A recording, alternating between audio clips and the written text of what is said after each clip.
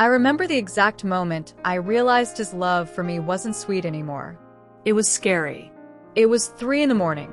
I was in my apartment, wearing my old, comfortable pajamas. I was eating a bowl of cereal, just watching some random show on my phone. It was my quiet time. And then I felt it. That feeling.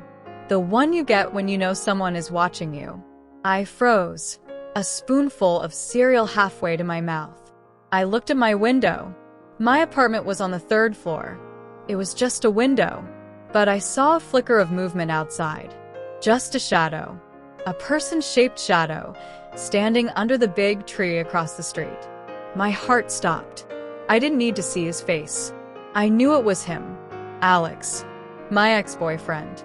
The man who said he loved me too much. Let me tell you about Alex. When I first met him, he was a dream. He was the kind of guy who remembered the name of my childhood pet after I mentioned it once. He would leave little notes in my coat pocket. Thinking of you. Have a good day. He would text me good morning exactly when I woke up. It was like he had a sixth sense about me.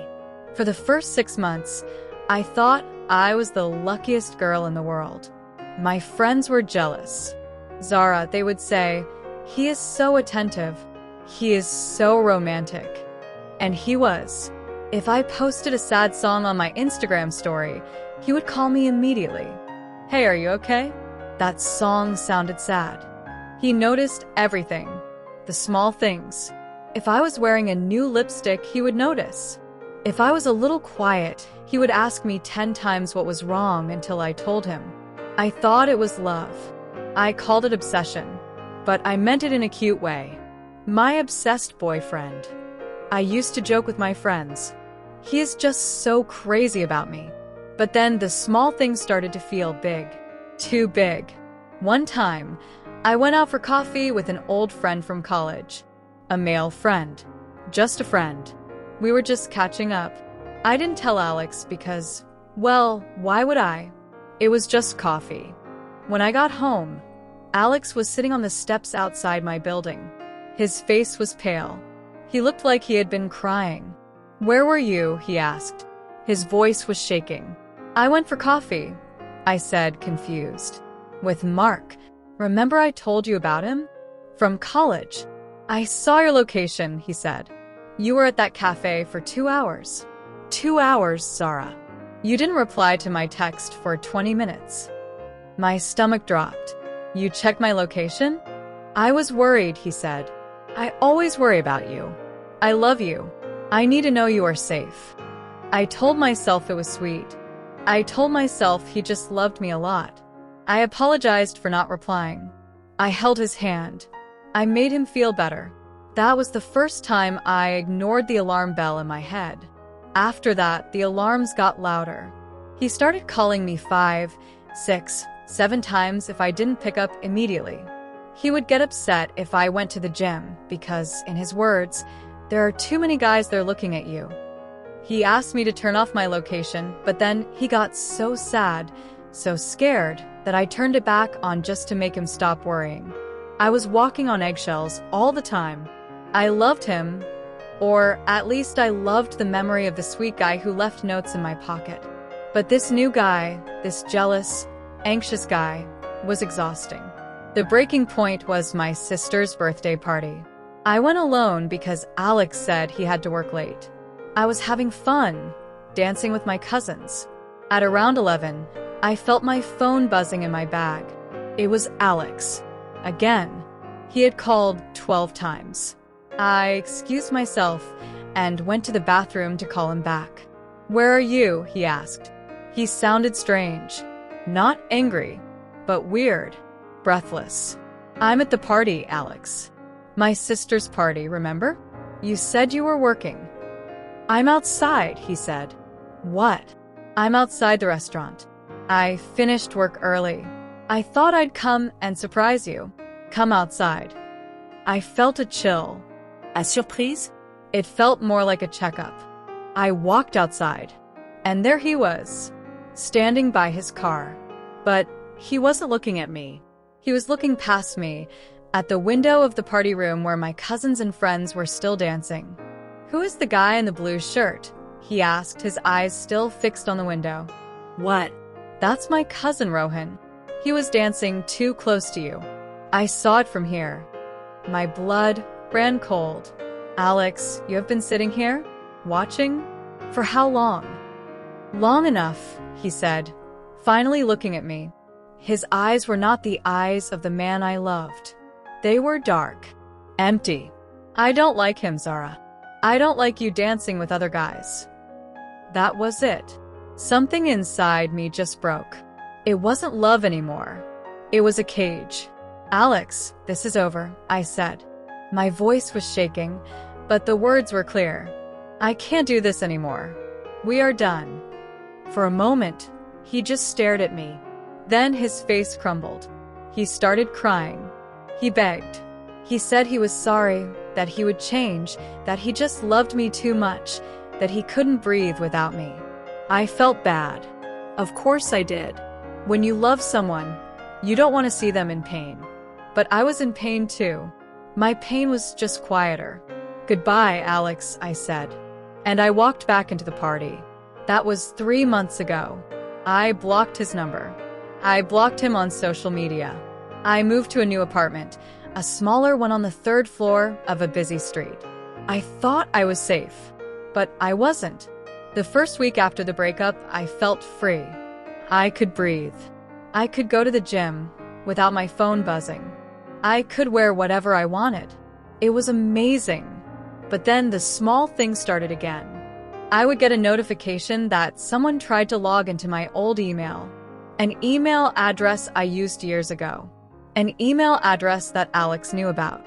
I would walk home and feel like someone was behind me. I would turn around, and the street would be empty. I told myself I was being paranoid.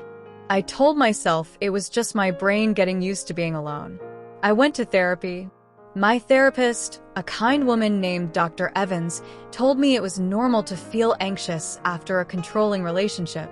She told me to practice mindfulness, to stay in the present. I tried. I really tried.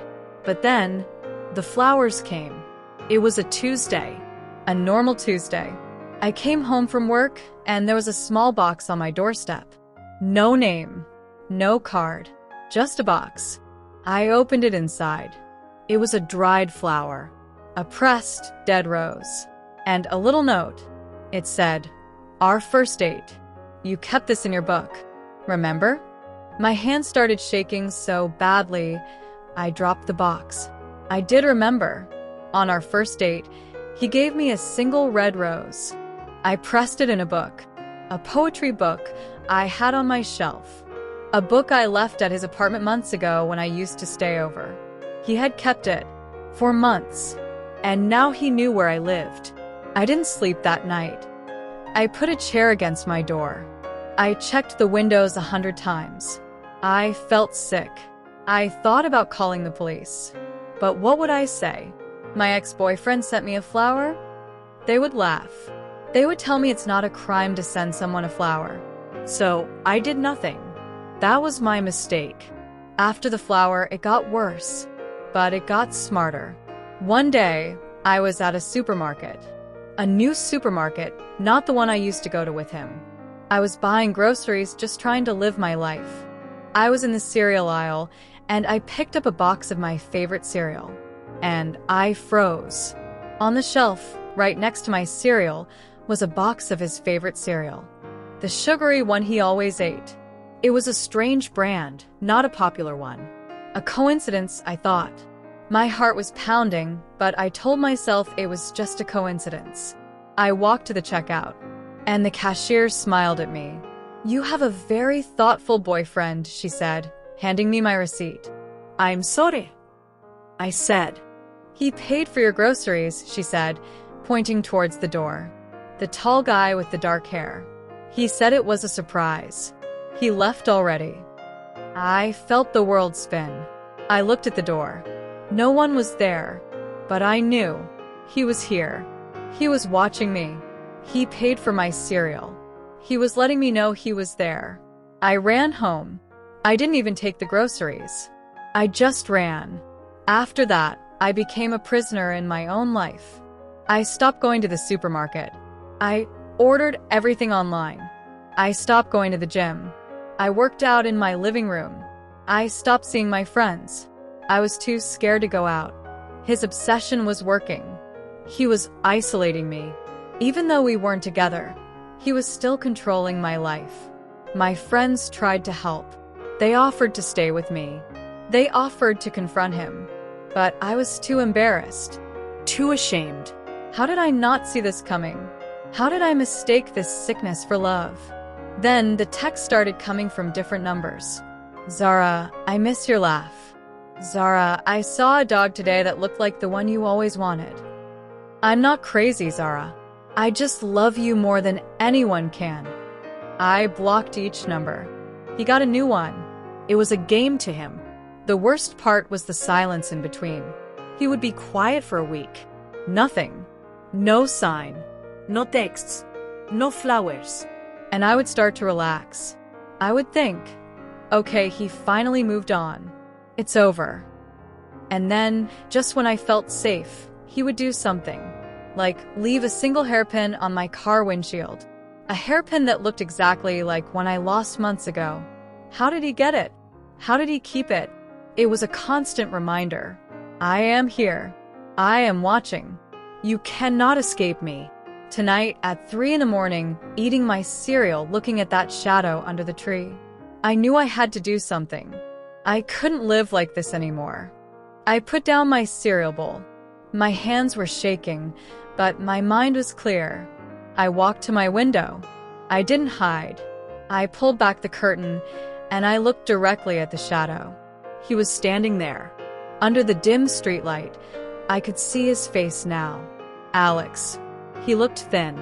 His eyes were wide, staring up at me. He didn't look scary in that moment. He looked sad, pathetic, like a lost, lonely man. I didn't feel fear anymore. I felt anger, a deep, hot anger. I pointed at him. Then I pointed down towards the street. A clear signal. Stay there. I went to my kitchen, grabbed my keys, and walked out of my apartment. My heart was beating so fast I thought I would faint. But I walked down the 3 flights of stairs. I opened the heavy front door of my building. He was standing there on the sidewalk. He looked surprised that I came down, like he never expected me to actually confront him. Hi, Zara, he said. His voice was soft, like we were old friends meeting by accident. I was just in the neighborhood. I dash. Stop, I said. My voice was loud in the quiet night. Stop lying.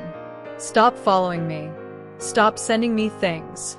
It's over, Alex. It was over 3 months ago. You need to accept that. His face changed. The softness went away. His jaw tightened. I can't accept that, he said. You don't understand what you mean to me. You are my whole world. Without you, I am nothing. That is not my problem, I said. That is your problem. You need help, Alex. Real help. From a doctor. What you're doing is not love. It's stalking. It's illegal. Illegal? He laughed, but there was no humor in it. Loving you is illegal? Being here in a public street is illegal? I'm not hurting you, Zara. I'm just watching over you, keeping you safe. You are making my life a living hell, I said, my voice breaking. I am scared to leave my house. I am scared all the time. Is that what you want? Do you want me to be scared? He looked genuinely confused. Scared? Of me? I would never hurt you, Zara. I love you. Then leave me alone, I pleaded. If you love me, really love me, you will leave me alone. You will let me be happy. He was quiet for a long time. He looked at his shoes. Then he looked up at me. I can't, he whispered. I've tried. I can't. And then he turned and walked away. He just walked into the darkness, his hands in his pockets. He didn't look back.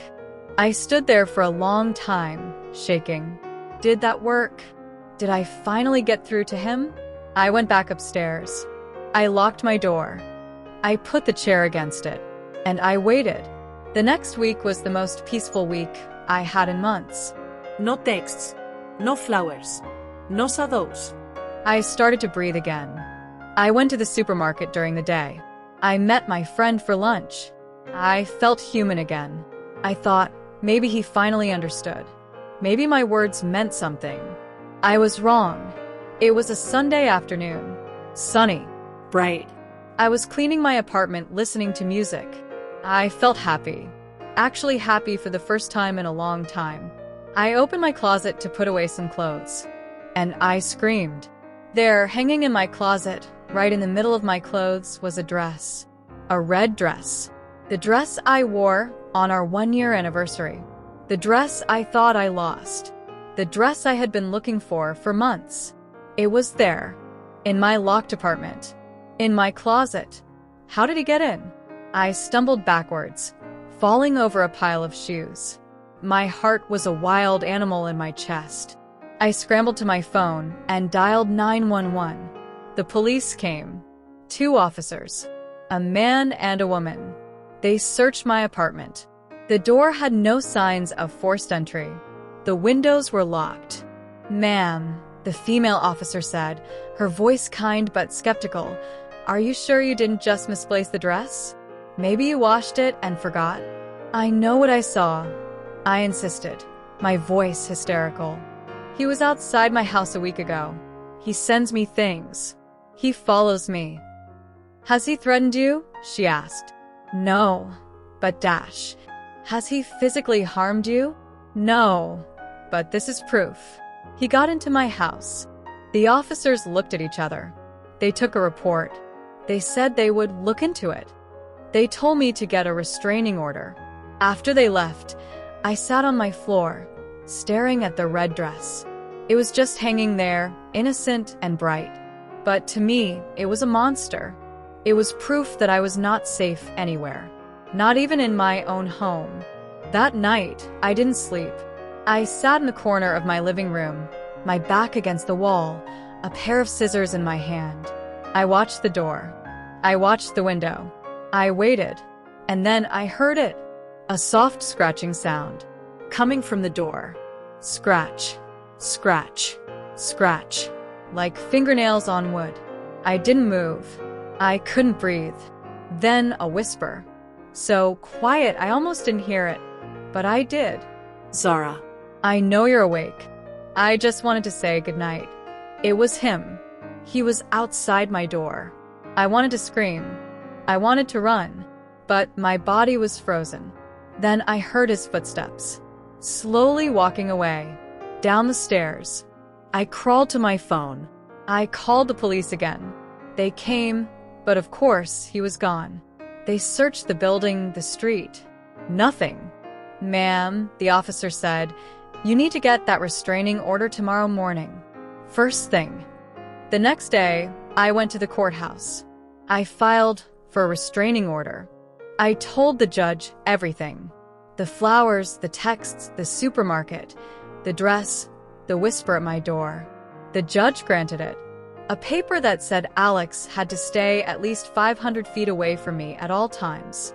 I felt a tiny bit of relief. A piece of paper. It was something. For 2 weeks, there was silence. Real, total silence. I started to hope. Maybe the legal threat scared him. Maybe it was finally over. I started going outside more. I went for walks in the park near my new apartment. I started talking to a guy at a coffee shop. A normal guy named Ben, who didn't know my past. We laughed about silly things. It felt nice. It felt normal. One afternoon, I was walking home from the park. The sun was warm. I was smiling, thinking about Ben. I turned the corner onto my street, and there he was, Alex, standing right in the middle of the sidewalk. He wasn't hiding. He was just standing there, waiting for me. I stopped walking. My blood turned to ice. He was holding something in his hand, a piece of paper. 500 feet, Zara, he said, his voice calm. He looked at the paper in his hand. It was a copy of the restraining order. It says I have to stay 500 feet away from you. He looked up at me. And he smiled. It was the most terrifying smile I have ever seen. "But Zara," he said softly, taking a step towards me, "how can I stay 500 feet away when you are living inside my head?" He took another step. "You are everywhere. In my thoughts. In my dreams. In my blood. A piece of paper can't change that." I looked around. The street was empty. It was the middle of the afternoon, but no one was around. "I'm not going to hurt you," he said, his voice like a lullaby. "I just need you to understand. This isn't obsession. This is destiny. We are supposed to be together. Nothing you do, no paper, no police, no new boyfriend, can change that."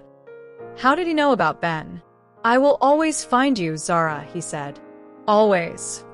And then he turned and walked away, just like before. Calm. Slow. Like he had all the time in the world.